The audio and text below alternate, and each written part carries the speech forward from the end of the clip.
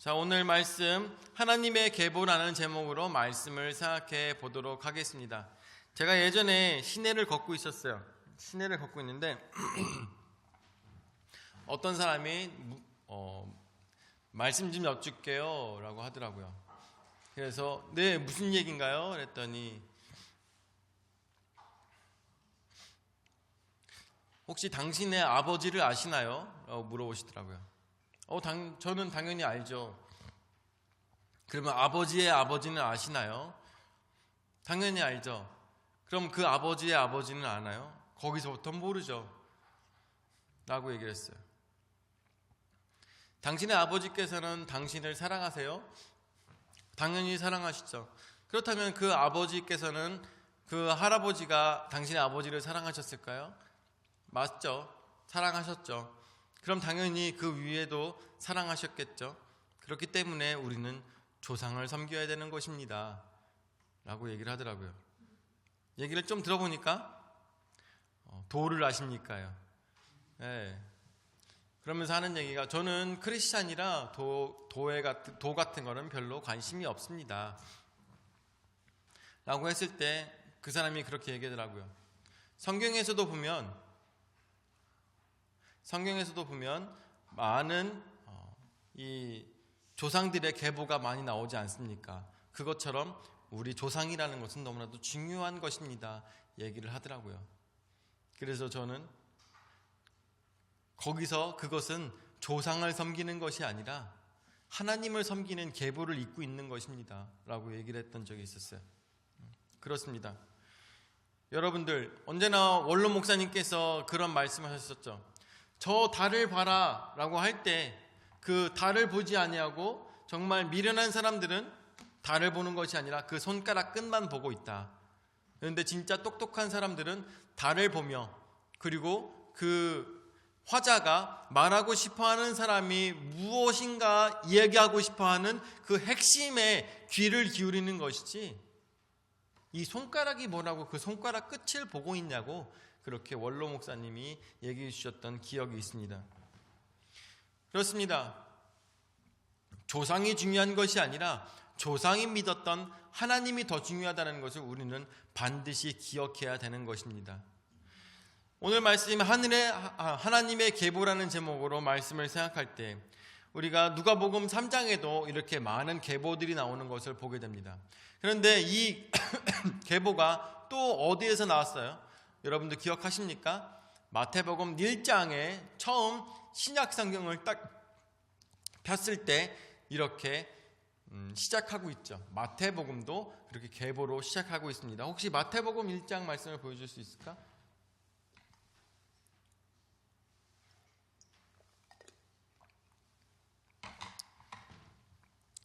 마태복음 1장에서도 이 계보가 쭉 나오는데 마태복음에서 나오고 있는 계보는 사뭇 다릅니다. 그래서 마태복음 1장 1절서부터 나온 말씀을 봤을 때 아브라함과 다윗의 자손 예수 그리스도의 계보라라고 이야기하고 있습니다. 1장 1절에 아브라함과 다윗의 자손 예수 그리스도의 계보라라고 얘기하고 있는데, 이 얘기는 아브라함부터 시작하여서 예수 그리스도까지 있는 이 계보를 이야기해주고 있는 것입니다. 그래서 다음 2절 말씀에 아브라함이 이삭을 낳고 이삭은 야곱을 낳고 야곱은 유다와 그의 형제들을 낳고 쭉 하면서 아브라함에서 다윗까지의 계보가 14대로 이야기해주고 있습니다. 아브라함에서 다윗까지의 계보가 14대요. 또한 다윗에부터 예수 그리스도까지의 계보가 14대라고 그렇게 이 마태복음 1장의 말씀에는 나오고 있습니다. 그러면서 여기서 강조하고 있는 것은 무엇이냐? 바로 이 예수 그리스도는 아브라함의 완벽한 자손이며 뿐만 아니라 왕인 다윗의 자손, 결국 왕족이다라는 것을 표현하고 있는 것입니다. 또한 여기서 더불어서 이런 이야기를 왜 하고 있냐면, 여러분들 다들 기억하시려나 모르겠는데 마태복음은 누구를 위해서 쓰여진 복음서입니까? 기억하십니까?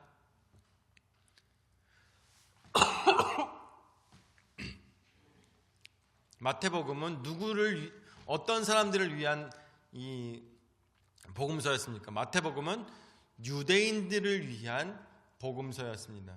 그렇기 때문에 유대인들에게 있어서는 이 가문이라는 것이 너무나도 중요했던 것이에요. 가문. 그렇기 때문에 예수님은 바로 이 구약 성경에서 예언하였던 아브라함의 자손이요 뿐만 아니라 다윗의 자손이며 뿐만 아니라 유다 지파의 자손이다라는 것을 강조하고 있는 것입니다. 그래서 아브라함부터 시작한 이 다윗까지의 14대와 또한 다윗에부터 시작된 예수 그리스도까지의 14대를 정말 중요하게 처음 시작했을 때부터 이렇게 뼈대 있는 집안이며 뿐만 아니라 구약 성경에서 그렇게 예언되었던 바로 예수 그리스도가 우리에게 있어서 메시아라는 것을 강조하기 위해서 이 마태복음 1장 1절서부터 말씀이 쭉 계보가 나왔던 것입니다. 자, 그런데 오늘 말씀해 보니까 이 누가복음 3장에도 계보가 나오고 있습니다. 자, 그래서 23절서부터 말씀을 볼까? 23절서부터 말씀을 보면 사뭇 계보가 다릅니다. 자, 여기서 보면 예수께서 가르치심을 시작할 때 30세쯤 되시니라. 사람들이 아는 대로는 요셉의 아들이니 요셉의 위는 헬리오라고 이야기하고 있습니다. 근데 여러분들 여기서 중요하게 아셔야 되는 것은 요셉의 아버지가 헬리가 아니에요. 요셉의 아버지가 헬리가 아니에요. 사실은 마리아의 아버지가 헬리입니다. 마리아의 아버지가 헬리예요. 그리고 그 위로 24절 말씀에 헬리의 위로는 마따니요, 그 위는 레위요, 그 위는 멜기요, 그 위는 안냐요, 그 위는 요셉이요 하면서 쭉 성경 말씀이 나옵니다. 그래서 제가 이거를 이제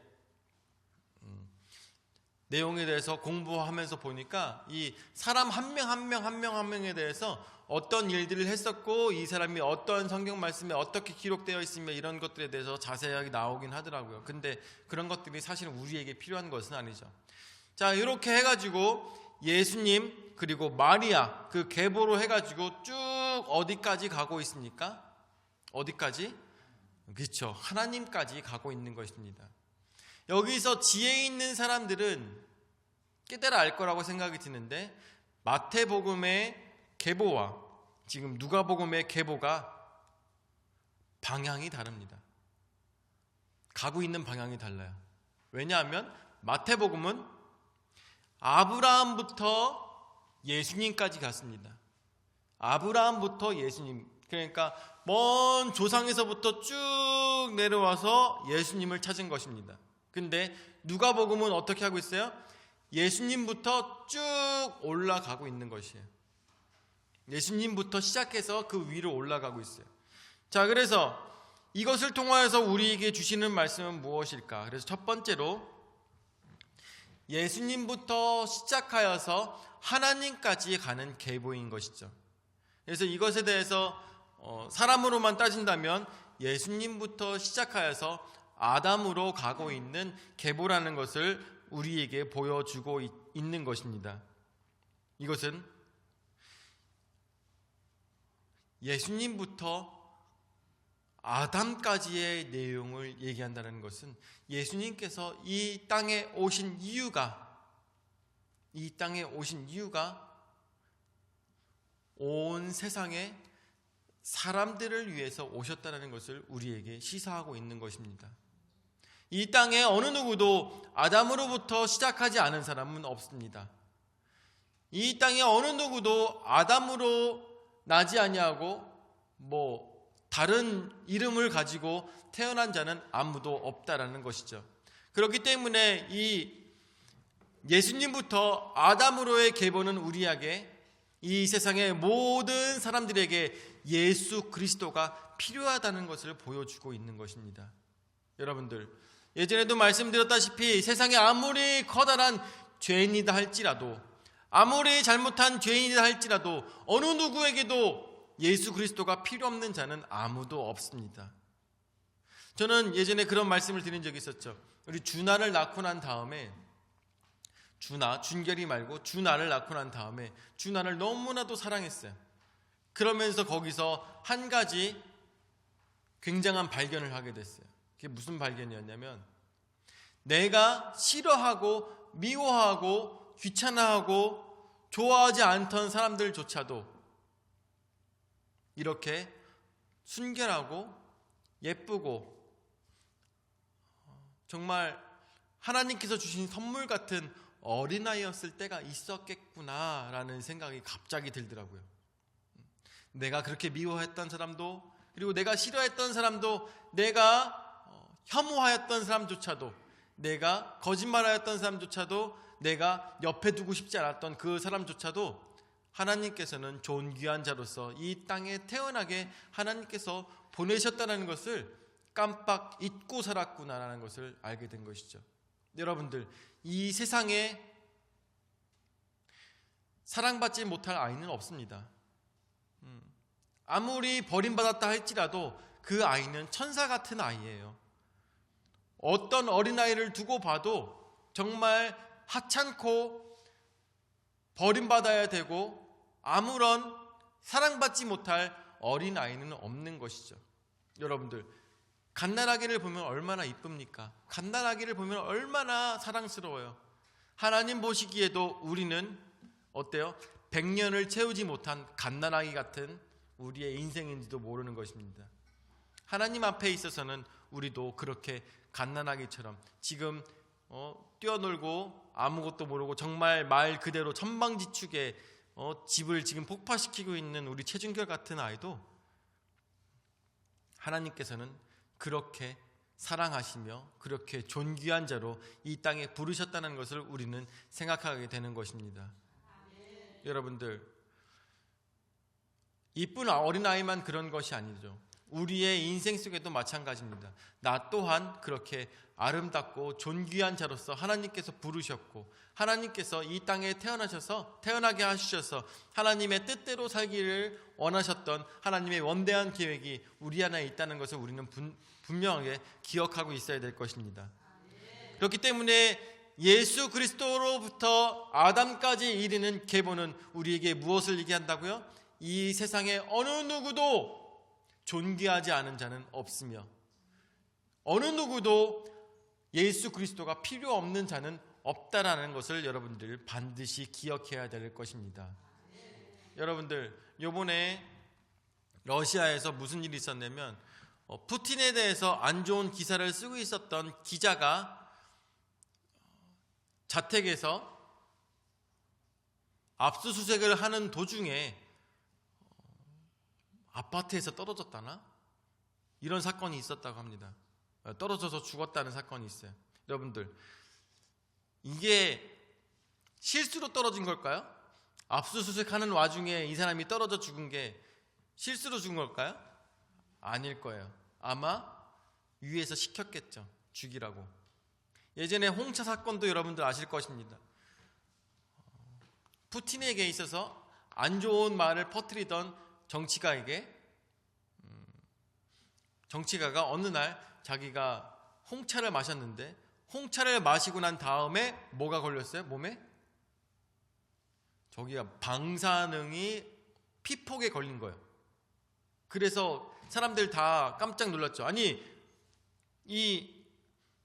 홍차를 마셨는데 어떻게 사람이 갑자기 피폭에 걸리는가? 피폭에 걸리려면 못해도 그 홍차 안에 우라늄 같은 것이 하나 들어야 되는데 생각했어요. 근데 우라늄은 여러분들 아시다시피 아무나 구할 수 있는 물질이 아닙니다. 만약에 이 사람을 죽이려고 하면은 그냥 간단하게 독약을 준비하면 되는 것이었어요. 그런데 굳이 거기다가 우라늄을 넣어서 그 사람을 죽였다? 그 얘기는 어때요? 정치적으로 커다란 힘이 있는 사람이 내가 죽였다는 것을 나타내기 위해서 거기다가 홍차에다가 우라늄을 넣었던 것이죠. 결국 푸틴이 죽였다는 얘기를 내가 죽였다는 것을 돌려서 그렇게 표현하기 위해서 홍차에다가 우라늄을 탔던 것으로 많은 사람들이 생각하고 있어요. 여러분들, 이런 것처럼 사람을 자신의 뜻에 따르지 않는다고 해서 어렵지 않게 죽이는 사람, 푸틴 같은 사람, 여러분들 러시아 사람들이나 우크라이나 사람 같은 그런 사람들은 푸틴을 얼마나 미워할까요? 얼마나 미워할까요? 지금 사실은 푸틴뿐만 아니라 온 세상의 아프리카의 기근이 너무나도 심하다고 합니다. 이제 먹을 것이 너무나도 없다고 그래요. 여러분들, 이런 사건들이 왜 벌어지는지 아십니까? 사실은 이런 우크라이나와 러시아의 전쟁으로 인하여서 여러 가지 에너지 공급이 잘 되지 못함으로 인해서 온 세상에 있는 물가들이 치솟고 있는 것, 이런 것들이 아프리카나 정말 힘든 나라들에게 이것이 강하게 반영되고 있는 것이에요. 우리나라조차도 지금 아직도 기름값이 1,600원, 1,500원대 그 사이를 왔다 갔다 하잖아요. 그 이유도 이 전쟁 때문에 그런 것입니다. 그런 것들을 따지고 봤을 때 온 세상에 정말 없어져야 될 사람은 누구겠어요? 푸틴 같은 사람이 없어져야 되는 거죠.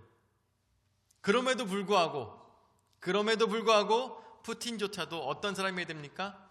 하나님을 알고 변화되어서 하나님 품에 안겨야 되는 사람이라는 것을 우리는 반드시 기억해야 된다는 것입니다. 이것이 바로 예수 그리스도께서 이 땅에 오신 이유라는 것을 우리는 꼭 기억해야 될 것입니다. 또한 두 번째로 역순의 계보로 우리가 생각해야 될 것이 있습니다. 계보가 예수님부터 시작하여서 아담까지 흘러 올라가고 있습니다. 이것은 예수님을 중심으로 역사를 조망하는 구조라는 것을 우리는 기억해야 됩니다.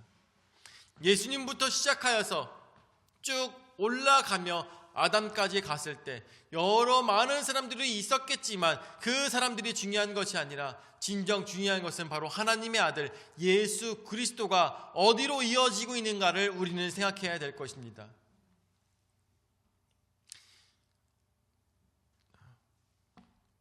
요번에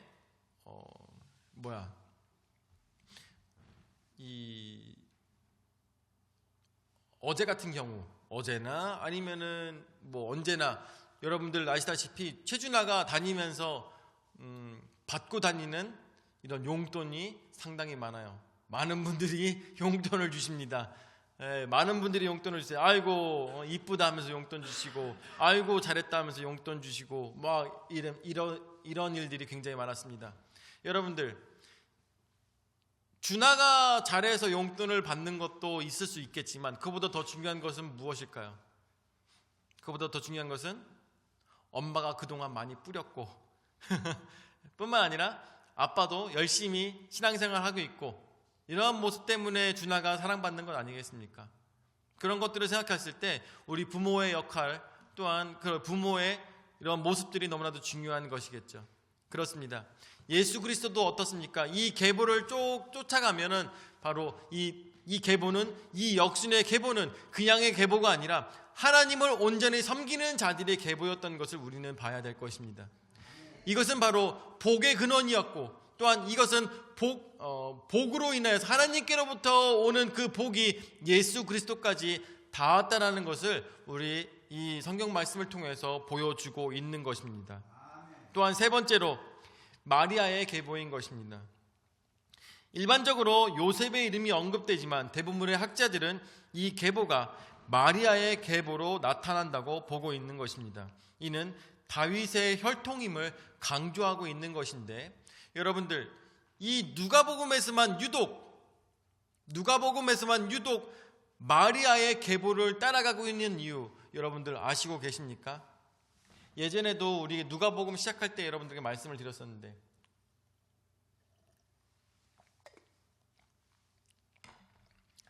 누가복음에서는 언제나 주인공이 되고 있는 것은 약자와 여자들이었습니다. 왜? 이 글 자체가, 누가복음 자체가 이방인들을 위해서 쓰여진 글이었기 때문에, 복음서였기 때문에 많은 사람들이 읽고 공감할 수 있는 내용이어야 됐으며, 뿐만 아니라 약자들이 이것을 읽고 힘을 얻기를 바라는 누가의 마음이 담겨 있다는 것을 우리가 생각해 볼 수가 있는 것이죠. 그 또한 누가의 마음은 하나님께서 주셨다는 것을 우리는 생각해 볼 수가 있는 것입니다. 이 누가복음을 통하여서 나타나고 있는 것들은 큰 일은 남자들뿐만 아니라 여자들도 많이 했다는 것을 누가복음을 통해서 우리에게 많이 보여주고 있습니다.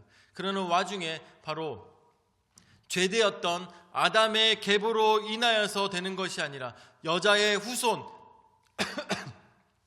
여자의 후손으로 인하여서 예수님께서 태어나셨다는 것을 또한 강조하고 있다는 것을 우리는 생각해야 될 것입니다. 또한 이것은 다윗의 혈통이며 또한 이것은 아브라함의 혈통이며 그 위로 올라갔을 때 누가 나옵니까? 여러분들, 노아 이전에 셋이라는 사람이 나오잖아요. 셋. 여러분들에게 말씀드렸다시피 셋의 자손은 어떤 사람들이라고 했습니까? 예배하는 자들이라고 했습니다.